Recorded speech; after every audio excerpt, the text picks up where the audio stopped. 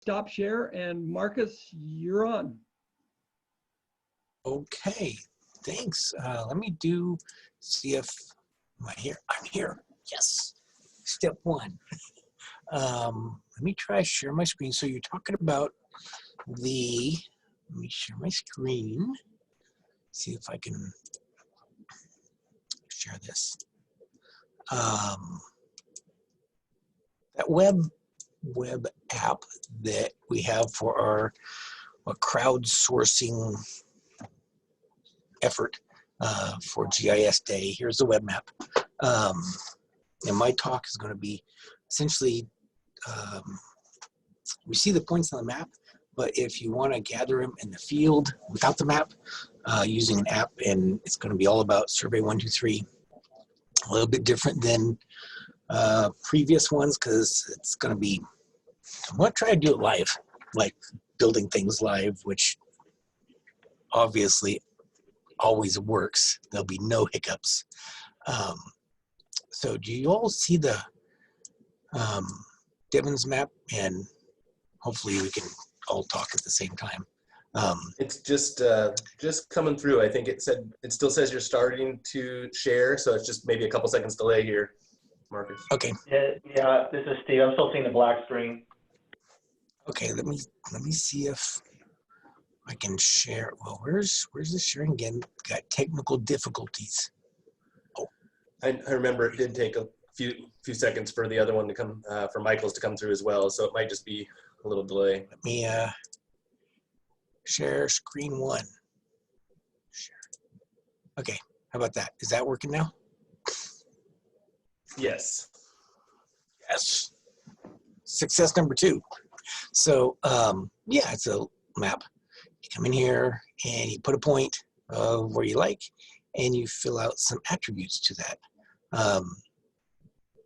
If you're not at a workstation that don't have a map, you can use these apps, a little like form-based application. Here's a little form-based, and this one is actually tied to Devon's map, the Mapper's Delight. So if you put something in this form, it puts it on the map. It's like you can use like common data in the background. So I got three ways to make these little forms. I'll go over like 3 of them. The first way, there's a web-based tool to make forms. Then there's a desktop application to make forms, and then kind of looking closer into that desktop application to make these web-based community data gathering forms. So first thing, and you can follow along if you want. It's kind of an easy, I guess relatively easy URL to go to, survey123.arcgis.com. And caveat, you need an Esri organizational account for this. So I was really encouraged with the Cyber Tracker kind of, I don't know if it's an open source field data collection app, but I'll look into that. This is all Esri approach. Sign in with my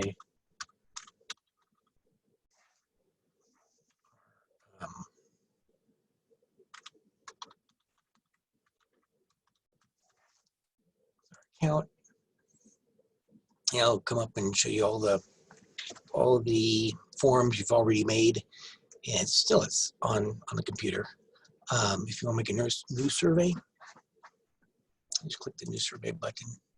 And there it says, do you want to use a web designer or Survey 123 Connect is the desktop application. In its first round, I'll make 3 of them.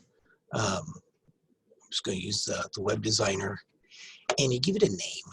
You know, assuming you have an idea for your form. I'm going to do a lot of copying and pasting, so I don't have to type. So I don't have to. This is going to be a form to collect recreational places, kind of like the what we did with Devon's map. Okay. Wait. Pause. It's creating. So it gives you this kind of area to populate questions. So I want, because it's a mapping application, I'm going to drag over. I want a map. I want the people to put in their point. And I want to, where's my, oh, sorry. I'm going to name it location, and I'll give it a hint. I'm going to be doing a lot of copying and pasting because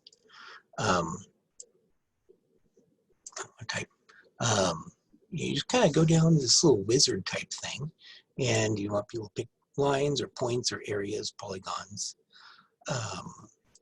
You kind of give the user a place where they will start out at. We're going to pick points around Reading, so when they open the map, they'll get something like this. And then this one right here, if you're on a phone, it'll kind of grab your location, and that's it. Go to the add another one, drag it down here. Kind of get it. It's kind of like you're just kind of dragging and dropping type stuff. Maybe I want a button that says is the place, the type of place, the type of a recreational place. And this single choice gives us little drop down buttons, well, not drop downs. I'm going to have them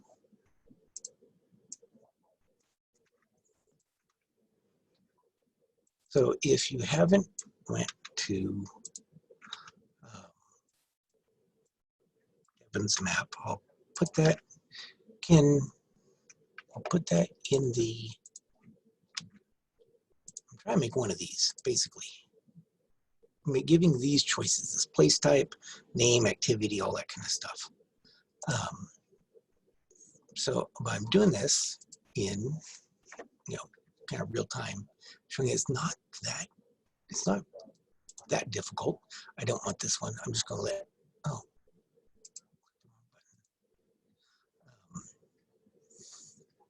and I want to make this type because maybe it's critical. You can have things be required. Let's see.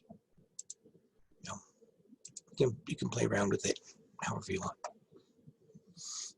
Add another one. So besides the choices are good because it kind of defines what people can put in there.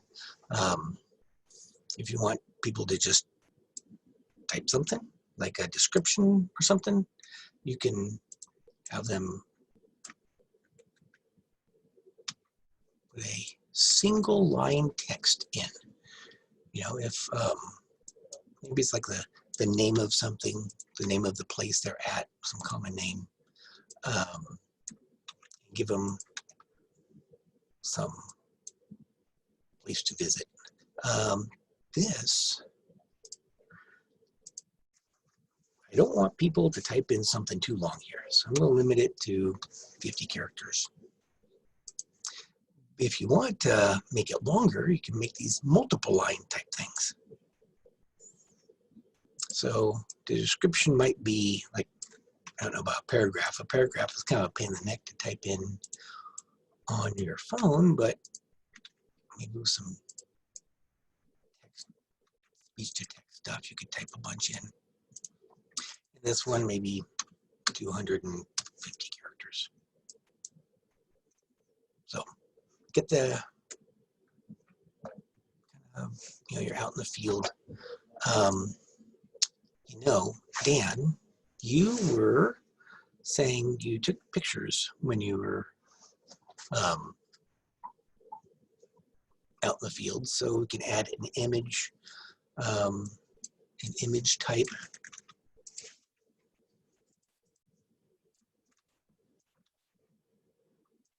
And if maybe you just want this for your phone, say, no, I can only do it with the camera because that kind of forces someone to be at the location.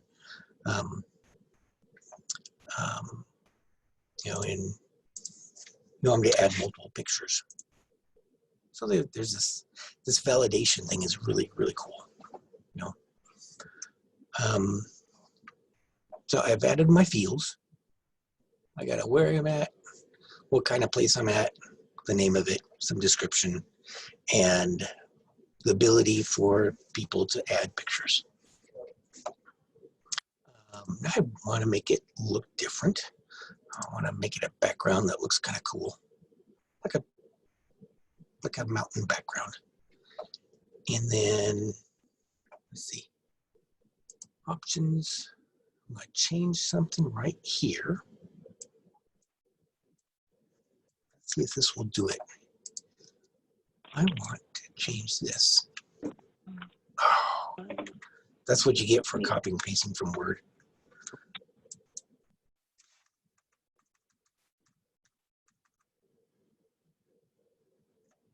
There.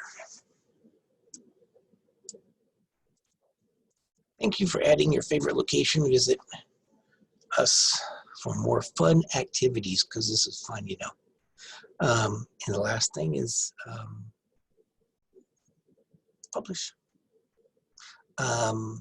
This like one right here, it gives it like I think it gives it a grid, a unique ID for each record. I said okay, and then publish. And then what you get is a link. While this is publishing,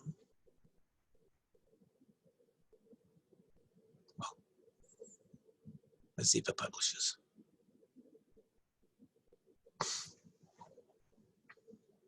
Any question? I don't have the chat open. Let me open up the chat and see if, is there any questions or anything?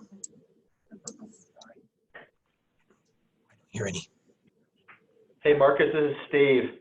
Can you hear me? Hey, Steve. Yes. Hey. Do your customers, being staff at the county, do they prefer to use Survey 123 over Collector, or do they use a bit of both? We don't use Collector that much. Mostly it's Survey 123, so I can make the survey, and it's a lot of just data gathering. Like right now it's field data gathering for the Zog fire. You know, they're out there just collecting where fallen trees are for Zog fire stuff. So this is, you know, it's pretty quick to make one of these, and it kind of gets quicker in the next step. I've also used them for non-field work to make a form. We had a team that was collecting data about COVID-19 infractions,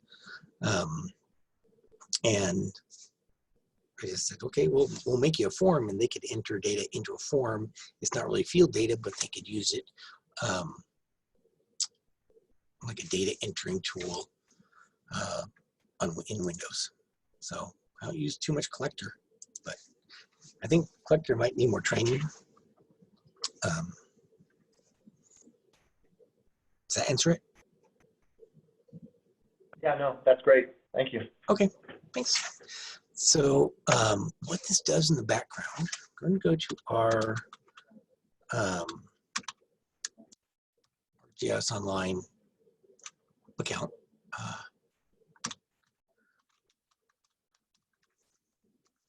And let's see, it did make the form, didn't it? I think it did. Let's go back to my surveys.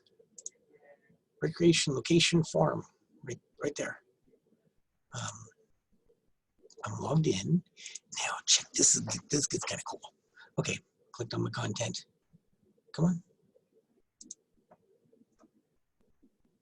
So in the background, it makes a folder in your ArcGIS Online.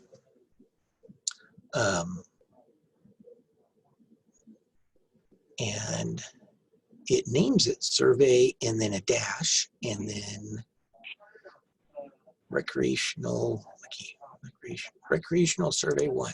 It makes this folder, it puts this form in there, it makes this feature layer, which is kind of cool. And I don't know why it made 2 of them. It's kind of weird. So the feature layer is what actually stores the data.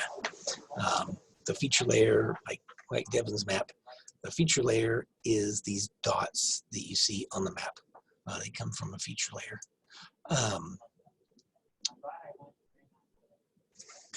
That's how you make it on the web. If you go to survey 123, just like the home. I don't know what's up with the internet being all slow.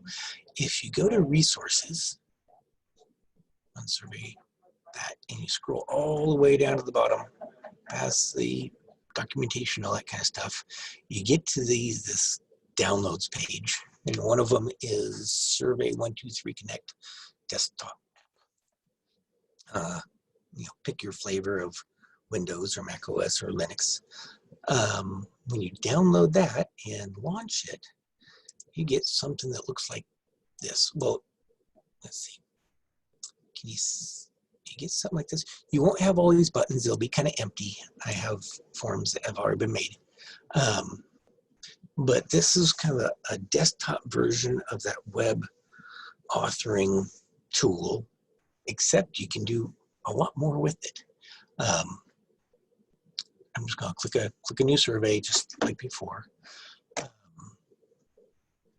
And I'm going to do a lot of copying and pasting. I'm going to name this one 2. And see if you can see down, there's templates, samples, community, my surveys, my organization, feature service file. The templates, you get kind of these. Usually I start out with advanced template because that gives you everything. But look at all this stuff. If you want to make a survey, but you don't really know which tools you want to use, or you have an idea of which tools you want to use, you scroll down and maybe you want to use calculate location from a CSV example, or you just want to learn about calculations or constraints or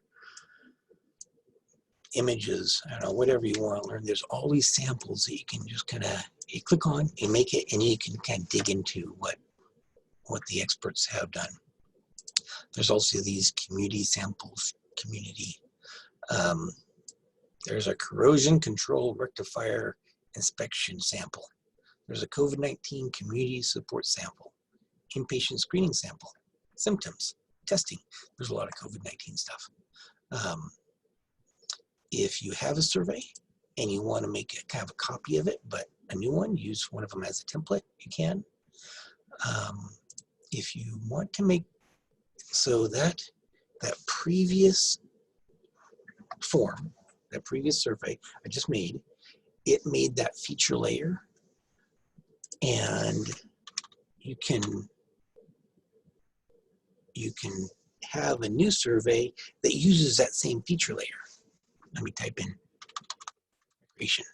recreation survey 1. So they'll both essentially talk to the same data, which might be kind of interesting.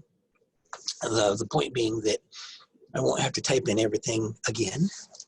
It's going out there and it's looking at that feature layer of the form I just made, and it's pulling everything in. It has the types and the places and names and images.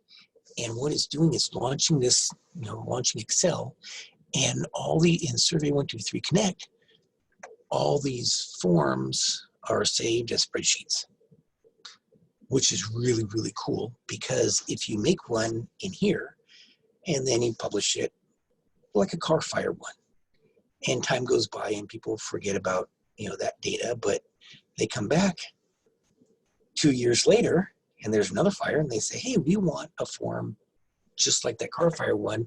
If you have the spreadsheet, you can just like recreate it because it's all stored in a spreadsheet. Essentially, it has the type of questions, like the geopoint or the select one, or the text or the image. It has the names, the labels. There's a bunch of stuff over here, like appearance. You can make this different appearances, so the questions look different. You can make it read-only if it's required. The defaults, calculations. So if you want, say, the description to be based off the name or something, you can put that in the calculation. There's a whole bunch in these columns. There's a whole bunch of stuff you can do with stuff. That was kind of a generic statement, but so once you get there, the types are pretty simple. There's a couple of them, the integers and decimals. The select ones and select multiples are like this. They say select one space and then place type. Well, place type is in this other sheet called choices. We're used to like domains in GIS statements, like a set of options that the user can pick. They can't type in anything. They have to pick it from a list. This is how they do lists. The list name is all the same, and you just put what you want people to pick. You know, so it's pretty open. You can have a bunch of them here. Settings is basically just the path to that feature service. All this stuff is just like stuff. You know, the main ones are the survey, which you list the questions, and then if you have some that have like little pick lists, it's the choices. That's pretty much it. So let me go real quick so Devin can get on here. When you're all done, each time if you want to change something, you can change it like to 3 something. When you save it, this is kind of the cool part. You save it, save right here in Excel, and it rebuilds your form in 123 Survey 123 Connect based off of that spreadsheet. So I named it 3. When you're all done, oh, let's see. There's settings like the title, summary, all that kind of stuff. Different options. Inbox lets you download those points that lets you download the points or the records from the feature service to your local phone. So if you're out in the field and you want to edit some data, you can say download it to my inbox that sits on your phone, and then edit it, and then upload those. Style is like what colors, you know, like whatever color you want. The map is, it always starts in Redlands. It used to be, it's kind of like the default map. This shows where you want people to generally start out at. Unless they have the GPS on their phone, it'll kind of zoom to their phone. But this used to start in Sydney or Melbourne or somewhere in Australia because the developers are in Australia. Then they changed it to Redlands. There. Publish. So it's pretty so see how it's not like rocket science. They made it really, really easy. It's just all built on a spreadsheet of questions. Now, if I go back to, so it's published. If I go back to my content, I should have a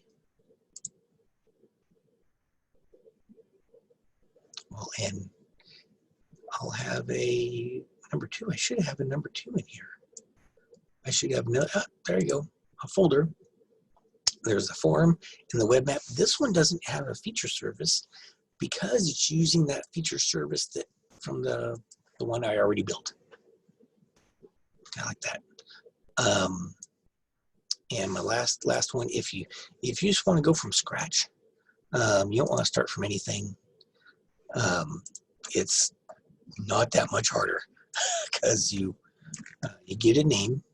It can't be a name that you have already for the title of the survey, because each of these surveys, it makes a little folder on your C drive, and so it can't have the same name. But see where it puts like underscores in the name? That's the folder. It's big advanced, and it makes a that's not that spreadsheet. Oh yeah, just a minute. Getting stuff cleaned up. It gives you a sample. Here's text, and this one says a select one, yes, no, and the choices, there'll be a choice of yes, no. And you know, right from here, maybe just change it, save. I'm a little bit over. I'm gonna wrap up real quick, Devin, and then you can do your stuff and things. Then you just publish just like that other one, and it'll make a folder with the feature service. The caveats I've seen dealing with is once you make these forms, if the client or whoever you're making the form for comes back and says, well, we want a new field, or we want a bunch of new fields, or we want some other change, if it's significant, you have to make a new form, which is kind of a pain in the neck because it makes a new feature service. If they've already built dashboards or maps or something that reference that existing data, you have to build a whole bunch of new stuff again. That's kind of a pain in the neck. Building them is pretty easy, and building it, the advanced ones, is, let me drag over another window. They have this blog. So the Survey 123 have this blog, and it is extensive and shows you lots of stuff and things you can do with these things. I'm just scrolling down, not expecting you to read everything, but it's long. So you can do lots of stuff with these things. Yeah, you can make them do lots. That's about all I had, kind of wrapping stuff up. Any questions or anything? I haven't been looking at chat. Marcus, that was great. It was really timely, coming on the heels of Matt's presentation earlier, where he was talking about the utility of using Survey 123, and also he mentioned the importance of learning, I think especially for students and people getting into it, a portfolio of tools. And you kind of showed us how, in a lot of ways, this Survey 123 tool is building on Excel, and you can kind of work across those two. A lot of people have used Excel for one thing or another, and just those sorts of things help immeasurably as you start to do this in the working world, being able to use these different tools. So you can't really break it. This one, you can make a form. If you don't like it, you delete it. You can't really break anything, which is wonderful. So I'm going to stop sharing. nice job. All right.